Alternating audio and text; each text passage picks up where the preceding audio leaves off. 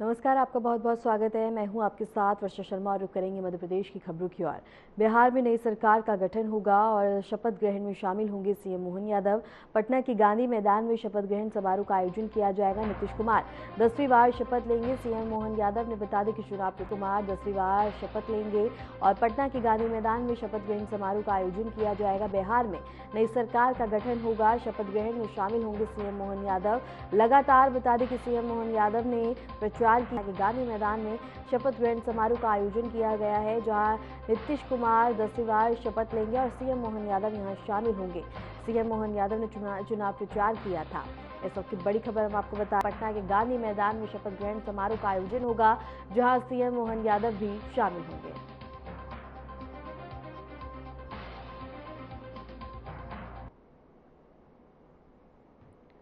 और इसके साथ ही बता दें कि सीएम मोहन यादव आज पटना में गांधी मैदान में शपथ ग्रहण समारोह में शामिल होंगे और जहां बता दें कि नीतीश कुमार 10वीं बार शपथ लेंगे। और इसके साथ ही बता दें कि सीएम मोहन यादव ने लगातार चुनाव प्रचार किया था बिहार में, जहां जनसभाओं को संबोधित किया था, रैलियां की थी। अब इसके साथ ही बता दें कि एनडीए की जीत के बाद अब नीतीश कुमार 10वीं बार शपथ लेंगे, जहां सीएम मोहन यादव आज शामिल होंगे। इसके साथ ही बता दें कि सीएम नीतीश कुमार 10वीं बार शपथ लेंगे और इसके साथ ही पटना के गांधी मैदान में शपथ ग्रहण समारोह का आयोजन होगा, जहां सीएम मोहन यादव शामिल होंगे।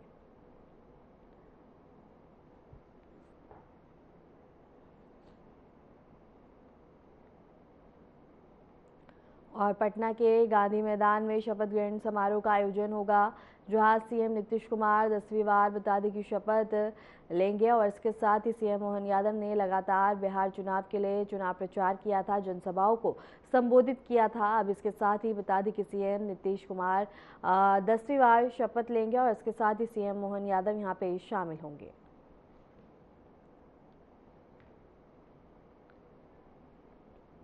मध्य प्रदेश के मुख्यमंत्री मोहन यादव ने एक्स पर पोस्ट साझा कर बिहार में एनडीए विधानमंडल दल का नेता चुने जाने पर नीतीश कुमार को हार्दिक बधाई दी।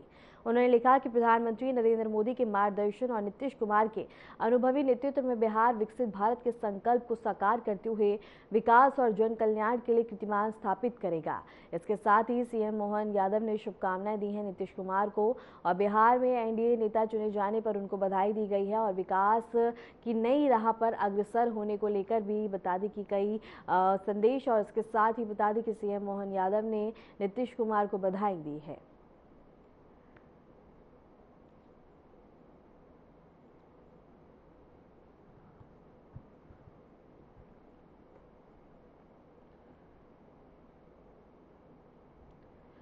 मुख्यमंत्री मोहन यादव ने सरदार वल्लभ भाई पटेल की 150वीं जयंती के अवसर पर आयोजित होने वाले यूथ यात्रा की तैयारियों को लेकर वीडियो कॉन्फ्रेंसिंग के माध्यम से जनप्रतिनिधियों और अधिकारियों से समीक्षा की और नागपुर से शुरू हुई यह यात्रा 24 नवंबर को मध्य प्रदेश में प्रवेश कर बैतूल पहुंचेगी। सीएम ने अधिकारियों को आवश्यक व्यवस्थाएं सुनिश्चित करने के निर्देश दिए।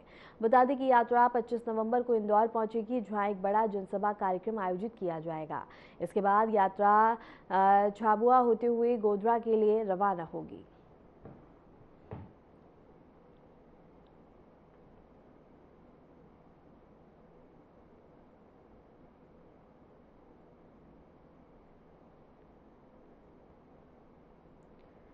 खबर छतरपुर से है, जहां मुख्यमंत्री डॉक्टर मोहन यादव छतरपुर जिले के चंद्रनगर के पास स्थित द ओबरॉय राजगढ़ पैलेस के शुभारंभ समारोह में शामिल हुए।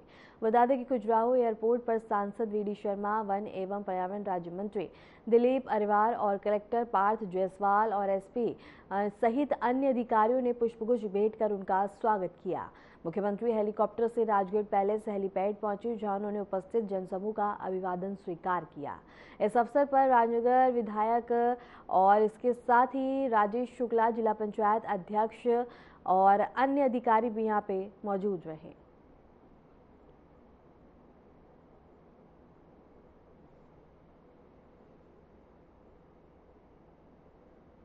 और इसके साथ ही बता दें कि अधिकारी यहां पे उपस्थित रहे, जहां दीप प्रज्वलित कर सीएम मोहन यादव ने यहां शुभारंभ किया और उनका जोरदार स्वागत किया, जहां सीएम मोहन यादव ने सभी का अभिवादन किया।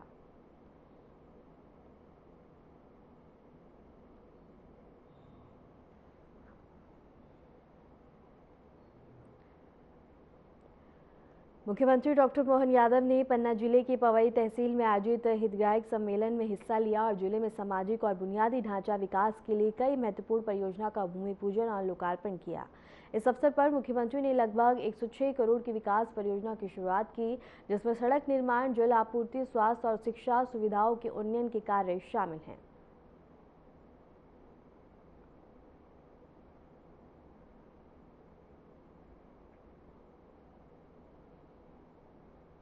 हमारी परंपरा बहन बेटी के हाथ में 2 पैसे अगर जाते हैं तो वो परिवार का पालन करती है, एक एक व्यक्ति के लिए वो पैसा लगाती है।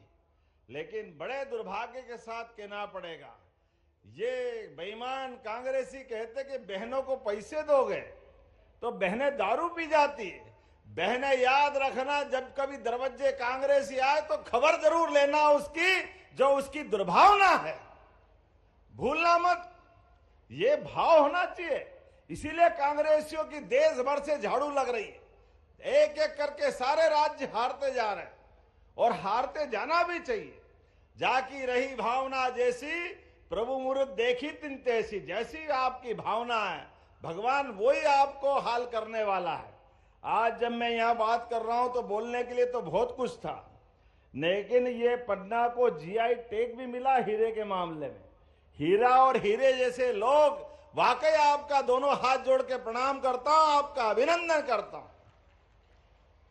आज यहां पवई पे लगभग कलही माता के आशीर्वाद से 83 करोड़ से अधिक की लागत के 14 विकास कार्यों की सौगात दे रहा हूं। मैं बधाई देता हूं आपको ये सारे कामों के लिए। वो लगभग 74 करोड़ के 13 कार्यों का फिर भूमि पूजन भी कर रहे हैं।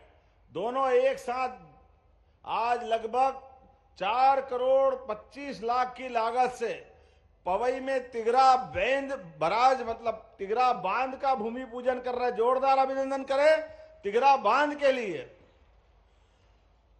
और 70 करोड़ के 12 निर्माण कार्य अलग अलग जो मार्ग निर्माण है, सब मिला के 74 करोड़ के काम। और बिसानी, श्यामगिरी, कलदा, सलेवा माया मार्ग का भी लोकार्पण 9 करोड़ की लागत से। कितने काम आप गिनाओगे तो बहुत हो जाएंगे। जोरदार ताली वाली बजा दो भाई, ये तो बहुत लंबी लिस्ट हो जाएगी। इतना काम क्या करोगे यार, कितने काम कराओगे। और केन बेतवा के माध्यम से तो यशस्वी प्रधानमंत्री ने पूरे बुंदेलखंड की परिस्थिति बदलेगी। एक एक खेत तक पानी, एक एक गांव तक पानी पहुंचा करके हमारी जो नदी जोड़ो अभियान का बड़ा श्रीगणेश हुआ है। जोरदार ताली बजा करके अभिनंदन करें इस बात के लिए। उत्तर प्रदेश और मध्य प्रदेश मिलकर के एक नए प्रकार के दौर में पहुंच रहे हैं, जिसमें लगभग कई प्रकार के कामों के आधार पर, और केवल यहां खेती नहीं, 1,35,000 हेक्टेयर में पवई क्षेत्र में ये पानी मिलेगा। जोरदार अभिनंदन किसको कहते, जिले के अंदर 1,35,000 हेक्टेयर क्षेत्र में 600 से अधिक गांवों में पेयजल की सुविधा होगी। पवई सहित और उद्यानिकी क्षेत्र में भी 150 इकाइयां काम कर रही है। 15 करोड़ की लागत से डायमंड पार्क 40 हेक्टेयर में बनने वाला है। बंद पड़ी एनएमडीसी परियोजनाओं को पुनः चालू कराते हुए हीरे के उद्योग के माध्यम से आगे बढ़ रहे हैं। ये सारी बातों के साथ साथ महिला सशक्तिकरण में भी 10,301 स्वयं सहायता समूह की 1 लाख से अधिक बहनें, कितना भाग्यशाली हुए। 1 लाख बहनें तो अकेली हमारी इस पन्ना जिले में है। वाकई अभिनंदन करता हूं, आप सबका स्वागत करता हूं। स्वयं सहायता समूह के माध्यम से आज 180 करोड़ से ज्यादा बैंक का लिंकेज आपको मिल रहा है। 18,000 बहनें लखपति दीदी बनी है और मेडिकल कॉलेज भी अब अपने पन्ना को मिलने वाला है। जोरदार अभिनंदन करो, बहुत जल्दी उसका भूमि पूजन भी करने वाले हैं। लेकिन ये लिस्ट अभी और आई है, अभी तो जो मिला वो मिला, फिर हमारे भाई ने मांगा है। आज मैंने अपने पन्ना और छतरपुर की बॉर्डर पर एक नया प्रकार का बड़ा ओबेरॉय ग्रुप का उद्योग धंधे की तरह रोजगार दिलाने वाला वो जय विलास, क्या जय पैलेस, राज पैलेस, राजगढ़ पैलेस, राजनगर का जोरदार अभिनंदन करो। इतना बड़ा भव्य किला, सच में अद्भुत लग रहा है।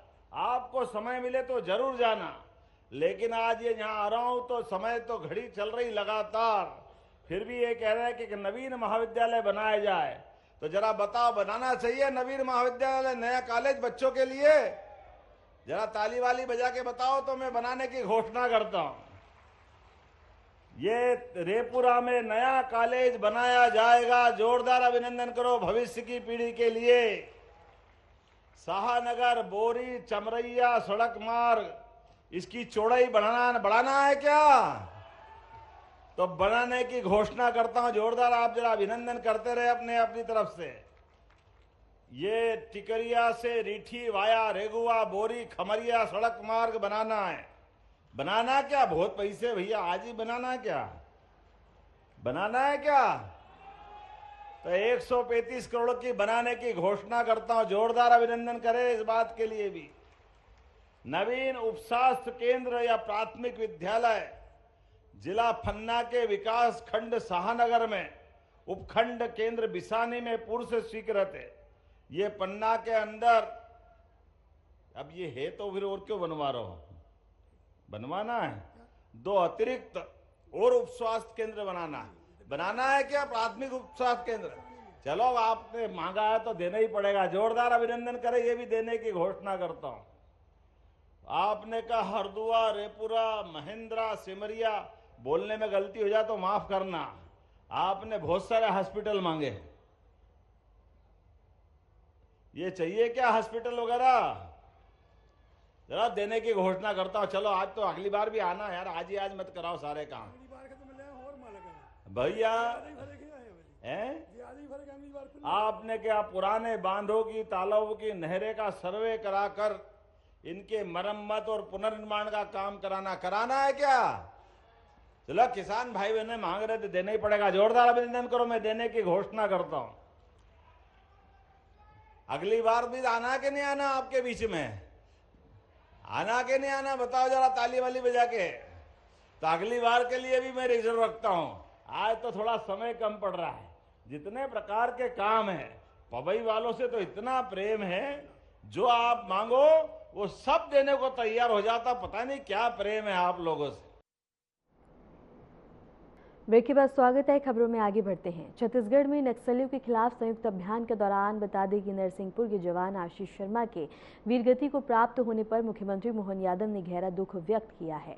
सीएम ने कहा कि इस कठिन समय में सरकार परिवार के साथ खड़ी है। उन्होंने घोषणा की है कि शहीद के छोटे भाई को शासन में नौकरी दी जाएगी और परिवार को नीति अनुसार सभी सुविधाएं और सहायता उपलब्ध करवाई जाएगी। साथ ही मुख्यमंत्री ने कहा कि नक्सलवाद के खिलाफ निर्णायक कार्रवाई लगातार जारी रहेगी।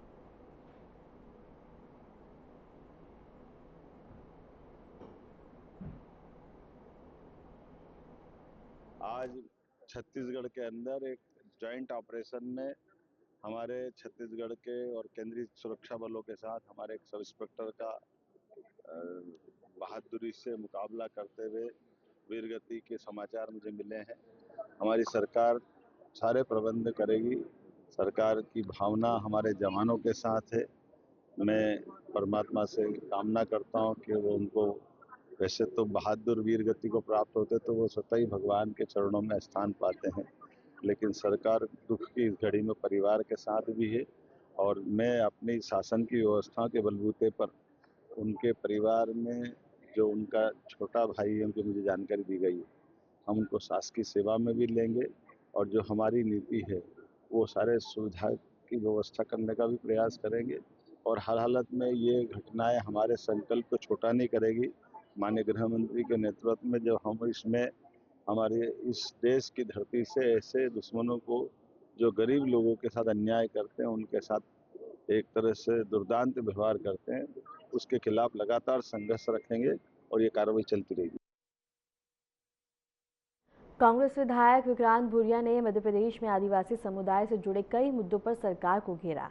उन्होंने सिविल जज परीक्षा में एक भी आदिवासी का चयन न होने पर सवाल उठाया और कहा कि जब सिस्टम में आदिवासी नहीं आएंगे तो अपने समुदाय के लिए कैसे लड़ पाएंगे।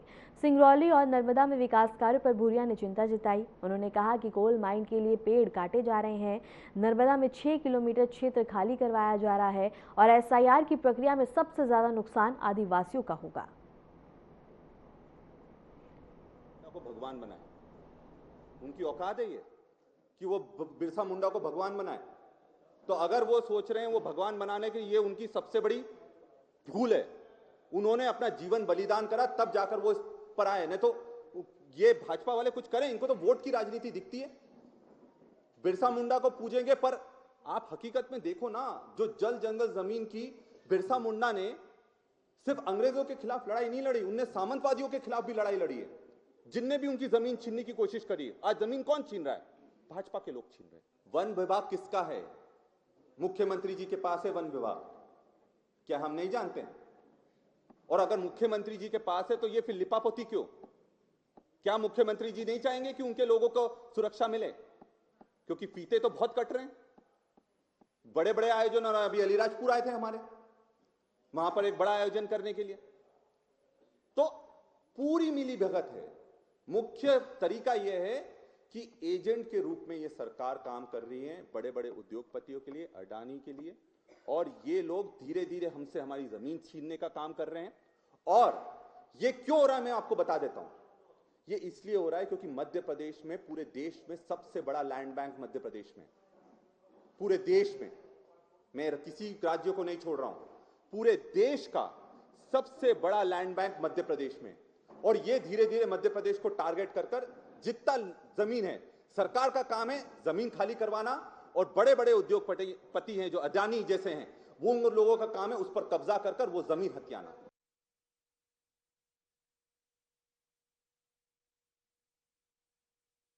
पाल से है, जहां बिहार चुनाव के परिणामों के बाद कांग्रेस पार्टी की प्रतिक्रिया तेज हो गई है। हाल ही में नेता जीतू पटवारी के बयान को इस मामले में पार्टी की चिंता का प्रमाण बताया जा रहा है। मध्य प्रदेश सरकार ने SIR प्रक्रिया को लेकर जानकारी दी है। सरकार ने कहा है कि एक सतत प्रक्रिया है जो समय समय पर मतदाता सूची के पुनरीक्षण के लिए की जाती है। बिहार में भी चुनाव के दौरान मतदाता सूची में सुधार किया गया था। मध्य प्रदेश में सरकार का कहना है कि मतदाता सूची को शुद्ध और पारदर्शी बनाने के उद्देश्य से SIR का कार्य कराया जा रहा है। इससे मतदाता सूची में अनियमितताओं को रोका जाएगा और सभी योग्य मतदाता सूची में शामिल होंगे। सरकार ने यह भी स्पष्ट किया कि SIR किसी राजनीतिक उद्देश्य के लिए नहीं, बल्कि लोकतांत्रिक प्रक्रिया को मजबूत करने के लिए चलाया जा रहा है।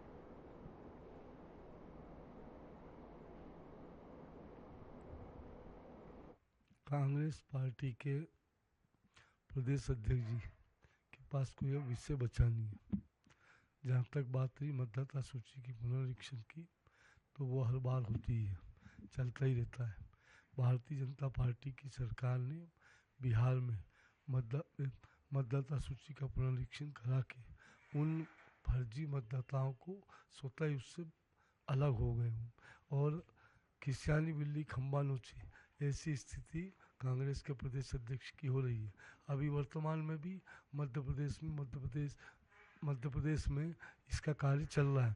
SIR के कार्य में पूरा प्रदेश लगा हुआ है, और 4 अप्रैल तक वो शायद पूरा 4 दिसंबर तक वो पूरा होने जा रहा है। पर ऐसी स्थिति में प्रदेश के अध्यक्ष और उनके मुखिया, हमें दिख रहा है कि उनने हार पहले से बिहार की स्वीकार कर ली थी।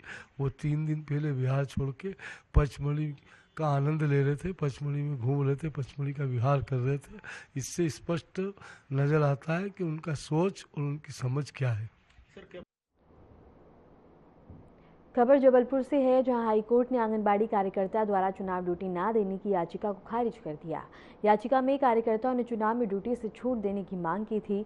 हाईकोर्ट ने याचिका पर सख्त टिप्पणी की है और स्पष्ट किया है कि चुनाव ड्यूटी सभी संबंधित कर्मियों की जिम्मेदारी है और इसे टालना या छोड़ना उचित नहीं है। कोर्ट ने कहा है कि सरकारी सेवाओं में नियमानुसार दायित्वों का पालन करना अनिवार्य है। इस फैसले के बाद आंगनबाड़ी कार्यकर्ताओं का चुनाव ड्यूटी पूरी करनी होगी और याचिका खारिज होने से उन्हें कोई राहत नहीं मिली है।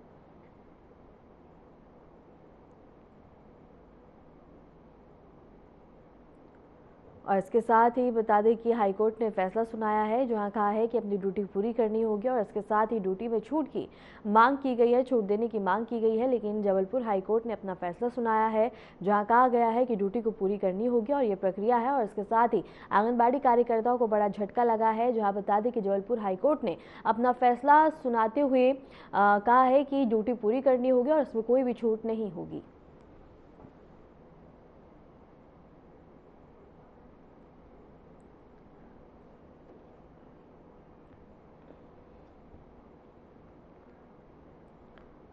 मध्य प्रदेश सरकार ने किसानों के लिए बड़ा फैसला लिया है। राज्य में धान की खरीदी 1 दिसंबर 2025 से शुरू होगी और यह प्रक्रिया 20 जनवरी 2026 तक जारी रहेगी।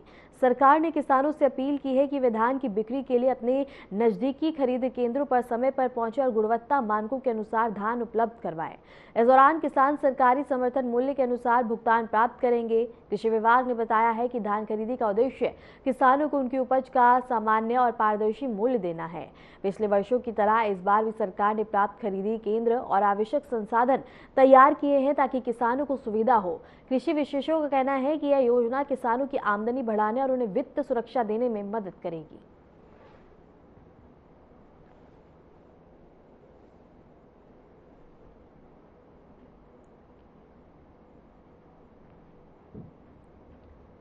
फिलहाल के लिए मध्य प्रदेश की खबरों में इतना ही। नमस्कार।